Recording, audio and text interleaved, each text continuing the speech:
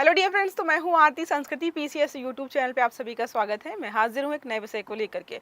आज हम बात करने वाले हैं यूपी पंचायतों के बारे में। उसमें एक चीज़ मोस्ट इंपॉर्टेंट है। आज की अगर आपने न्यूज़ पढ़ी है तो उसमें एक न्यूज़ आ रही थी कि जो भी ग्राम प्रधान रहे हैं पहले, उनका कार्यकाल 26 मई को ख़त्म हो गया था। लेकिन अब प्रश्न यहाँ पर यह था कि चुनाव हुए नहीं हैं, तो 26 मई के बाद आने वाले समय में वहाँ का कामकाज कौन संभालेगा। तो यूपी सरकार ने एक नए प्रकार की जो है कह सकते हैं नियम कानून जारी किए हैं, जिसमें बोला जा रहा है कि जो पुराने प्रधान हैं वही 6 महीने तक जो है काम को संभालने वाले हैं।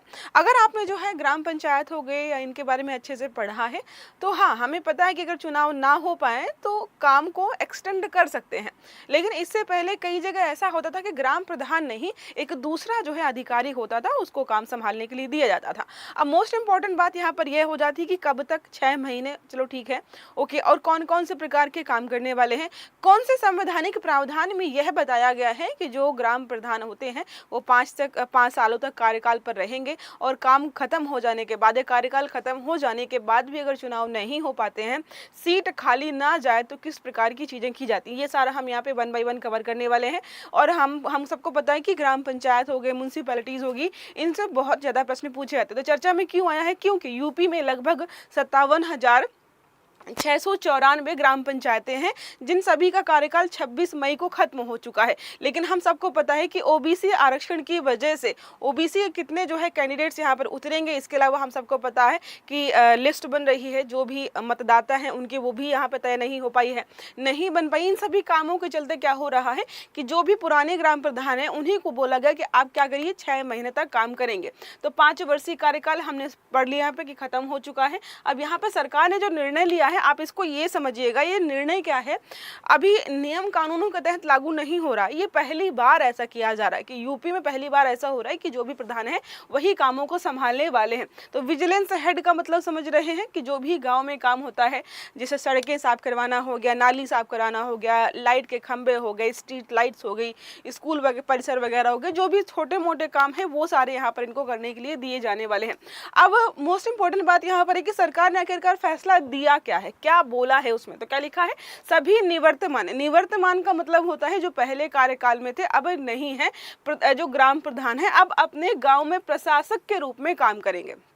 अब यहाँ पर क्या है, जिलाधिकारी उन्हें औपचारिक रूप से प्रशासक नियुक्त करेंगे। इसका मतलब यहाँ पर क्या है, औपचारिक रूप से नियुक्त किया गया है इनको, कुछ दिनों के लिए ही, कुछ महीनों के लिए ही, और यहाँ पर सिर्फ और सिर्फ दैनिक प्रशासनिक कार्य कर पाएंगे, वित्तीय या नीतिगत फैसले पर रोक रहेगी। अब कल को अगर प्रश्न पूछ लिया जाए कि कार्यकाल खत्म होने के बाद अगर कोई व्यक्ति ग्राम प्रधान के पद पर अगले 6 महीने में रहता है तो निम्नलिखित में से कौन से कार्य वो कर सकता है, या कौन से अधिकार उसके पास रहेंगे और कौन से नहीं रहेंगे। इस प्रकार का प्रश्न आपका यहाँ से बन सकता है, इसलिए हम इसको जो है बहुत अच्छे से देखने वाले हैं। ये सारा हमने समझ लिया है कि कहाँ पर क्या हुआ है, अभी गठित नहीं हुई है, प्रशासनिक निरंतरता बनाए रखना चाहते हैं। ये नहीं चाहते कि 6 महीने जब तक चुनाव नहीं हो पा रहे हैं ये चीज़ें खाली पड़ी रहें, क्योंकि काम कौन संभालेगा, इसी वजह से जो है यह फैसला लिया गया है। अब बात करते हैं प्रशासनिक व्यवस्था यहाँ पर कैसे रहने वाली है। तो ग्राम प्रधान प्रशासक के रूप में काम करने वाले हैं, सीमित अधिकार दिए गए हैं, बड़े फैसले जो है जो जिलाधिकारी हमारे हैं उनकी अनुमति के बाद ही ये लोग यहाँ पर फैसले ले पाएंगे। अब बात कर लेते हैं यहाँ पर कि क्या क्या कर सकेंगे और क्या क्या नहीं कर सकेंगे। थोड़ा और आप वेट करिएगा, मैं आपको जो है संवैधानिक प्रावधान समझा दूंगी कि कहाँ पर क्या लिखा हुआ है। पहले हम ये समझ रहे हैं कि आखिरकार न्यूज़ में ये क्यों आया है। तो गाँव में सामान्य प्रशासनिक कार्य करेंगे, ये बता रही हूँ कि 6 महीने तक इनको क्या क्या करने के अधिकार दिए गए हैं। सफाई व्यवस्था की निगरानी कर पाएंगे, पेयजल व्यवस्था बनाए रखना, ये हो गया, स्ट्रीट लाइट्स एवं छोटी जो भी चीजें होती है मरम्मत की वो करेंगे, सरकारी योजनाओं की जो भी सामान्य मॉनिटरिंग है वो करेंगे, और दैनिक प्रशासनिक कार्यों का संचालन कर पाएंगे। अब यहाँ पर देख लेते हैं कि आखिरकार क्या क्या नहीं कर पाएंगे। आपका प्रश्न पूछ सकता है, हो सकता है कि 3 यहाँ से डाल दे और 1 यहाँ से डाल दे, तो आपको जो है कंफ्यूज हो जाएंगे। तो क्या लिखा है, कोई भी बड़ा नीतिगत फैसला नहीं ले पाएंगे। क्यों, हमने एक शब्द पढ़ा था कि ये जो व्यवस्था है ये औपचारिक तौर पर यहाँ पर की जा रही है। नई विकास योजनाएं शुरू नहीं करनी है, जो पुरानी है आप उनको मॉनिटर करते रहिए। तीसरा है, बड़े वित्तीय खर्च की मंजूरी यहाँ पर नहीं दी जाएगी। बड़े टेंडर हो गए, ठेके हो गए, ये जारी नहीं कर पाएंगे और पंचायत संपत्ति या जमीन से जुड़े हुए जो भी फैसले हैं वो उनको नहीं ले पाएंगे। समझ गए ना कि ये 6 महीनों में क्या कर पाएंगे, क्या नहीं कर पाएंगे, जो कि मोस्ट इंपॉर्टेंट था। एक प्रश्न आपका यहाँ से बन सकता था।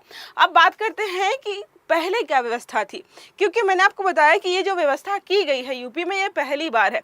पहले यहाँ पर व्यवस्था थी कि जब भी पंचायत का जो कार्यकाल समाप्त होता था तो वहाँ का जो एडीओ होता था वो पंचायत का प्रशासक बनता था और 6 महीने, 2 महीने, 4 महीने। अब मान लीजिए यहाँ पर क्या है, अभी तो चलो ठीक है, इनकी बहुत सारी समस्याएं हैं कि ओबीसी की लिस्ट नहीं बनी है और मतदाता सूची नहीं बनी, इस वजह से हम 6 महीने का टाइम और मांग रहे हैं।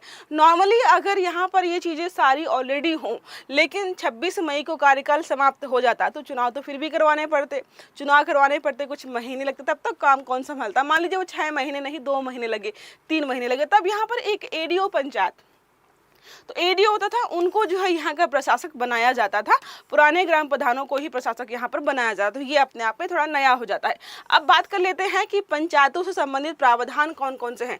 हम सब ने पढ़ रखा है कि 73rd अमेंडमेंट यहाँ पे किया गया 1992 में, भाग यहाँ पर 11 जोड़ा गया, 243 से लेकर के 243O तक अलग अलग प्रावधान किए गए हैं। जो हमें यहाँ पर पढ़ना है वो हमारा हो जाता है 243E। इसी में ग्राम प्रधान के कार्यकाल का यहाँ पर या पंचायत के कार्यकाल का जिक्र किया गया है, जो हमारा कितना है, 5 साल बताया गया है।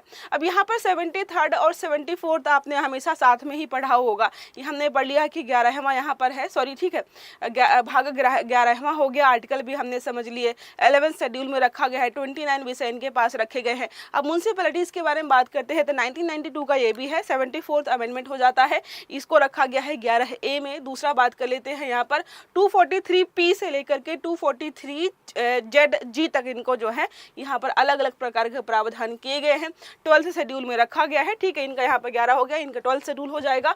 और नेक्स्ट यहाँ पर है 18 फंक्शनल आइटम्स इनको यहाँ पर दिए गए हैं। अब ओबीसी आरक्षण का मुद्दा हम सबको पता है कि क्या है, क्योंकि यहाँ पर ओबीसी की लिस्ट जारी नहीं हुई है। अब ओबीसी की लिस्ट का मतलब है कि मान लीजिए किसी जो है कैटेगरी को आरक्षण मिलना है, अब जो लिस्ट उनकी है वो 20 साल पुरानी है, तो इनको क्या था, रिवाइज करना था। आयोग के अध्यक्ष जो है यहाँ पर रहने वाले हैं रिटायर्ड जस्टिस राम अवतार सिंह, इनको बनाया गया है। ये क्या किया, यहाँ पे लिखा है, देखो, पिछड़ा वर्ग आरक्षण तय करने के लिए नया आयोग ऑलरेडी गठित कर दिया गया है, जिसके जो अध्यक्ष हैं वो यहाँ पर रहने वाले हैं। आयोग का काम क्या है, ओबीसी प्रतिनिधित्व का अध्ययन करना, इसके अलावा आरक्षण का नया फार्मूला भी ये तय करने वाले हैं। इससे रिलेटेड आपने जो है महाराष्ट्र की न्यूज़ भी पढ़ी होगी, सिमिलर वहाँ पर भी यही इशू हो रहा था। मतदाता सूची का नवीकरण हम सबको पता है कि अभी लिस्ट बन रही है और अभी जो है इसकी वजह से जो भी तैयारियां हैं थोड़ी लंबित हो रही हैं। हाई कोर्ट में मामला गया था, वहां पर ही बोला गया कि भाई आप जाइए और जो है राज्य का जो निर्वाचन आयोग है उसको वहां पर क्या गया था कि तुम इस मामले को देखो और जो चीज़ें हैं उसको आगे बढ़ाओ। इस फैसले का राजनीतिक महत्व क्या है, हमने देखो यहाँ पर हाई कोर्ट वाला देख लिया, मतदाता वाला भी देख लिया, आरक्षण वाला भी देख लिया। अब बात करते हैं इसका प्रशासनिक महत्व क्या है। तो गांव में प्रशासनिक निरंतरता बनी रहेगी। हम नहीं चाहते कि 6 महीने तक यहाँ पर खालीपन रहे, कोई काम ना हो, इसी वजह से इसको यहाँ पे लागू किया गया है। विकास कार्य पूरी तरीके से होता रहेगा, जो चीज़ें हैं उसी प्रकार से चलेंगी। हमने बात की है जो पुरानी योजनाएं हैं उन पर काम चलता रहेगा, भले ही नई योजनाएं लागू ना हो। तो यहाँ पर क्या है, सारी चीजें हमने समझ ली हैं। अब निष्कर्ष करने का है, तो निष्कर्ष यहाँ पर इंपॉर्टेंट बात यहाँ पर यही है कि पहली बार किया जा रहा है यूपी में इस प्रकार की कोई जो है चीज, इसी वजह से महत्वपूर्ण हो जाता है। तो प्रशासनिक दृष्टिकोण से निरंतरता बना रखना चाहते हैं, वो हमने ऑलरेडी समझ लिया है। पंचायत चुनाव में देरी हो रही है, ओबीसी आरक्षण की वजह से भी देरी हो रही है, इन चीजों के तहत क्या है, ये काम को ढीला नहीं छोड़ना चाहते हैं। तो ये फैसला अपने आप में सराहनीय प्रकार का है। देखो, जो क्वेश्चन आपके बनेंगे पंचायती राज से बन सकते हैं, कब कहाँ पर क्या लागू हुआ, क्योंकि ये फेवरेट टॉपिक है सारे एग्जामिनर्स का। दूसरा हमने पढ़ लिया है कार्यकाल वाला, वहाँ से पूछ सकता है। तीसरा मोस्ट इंपॉर्टेंट जो हमारी चीज़ थी कि प्रधान को 6 महीने का जब कार्यकाल एक्सटेंड किया जाता है तो क्या क्या चीज़ें होती है। अब अगर आप कल को कोई आपसे ये प्रश्न पूछ ले कि 6 महीने बाद भी अगर इलेक्शन नहीं हो पाए तो फिर 6 महीने के लिए एक्सटेंड कर दिया जाएगा। सिमिलर जैसे कोरोना के टाइम पर चुनाव कहाँ हो रहे थे, तो कोरोना के टाइम पर भी एक्सटेंड किया गया था, सिमिलर वही कंडीशन यहाँ पर भी अप्लाई हो रही है। अब प्रश्न हमारा है, उत्तर प्रदेश में ग्राम पंचायतों के कार्यकाल समाप्त होने के बाद ग्राम प्रधानों को प्रशासक बनाने का निर्णय मुख्यतः किस कारण से लिया गया है? विकल्प है राज्य वित्त आयोग की सिफारिश पर, दूसरा विकल्प है पंचायतों को संवैधानिक दर्जा समाप्त होना, तीसरा है पंचायत चुनाव में ओबीसी आरक्षण निर्धारण एवं चुनावी देरी की वजह से, और चौथा और आखिरी है राज्यपाल शासन लागू होना। सही आंसर आपको देना है कमेंट बॉक्स में। आई होप मैंने पूरी कोशिश की है कि कम से कम टाइम में आपको ये बेहतरीन टॉपिक समझा दूं।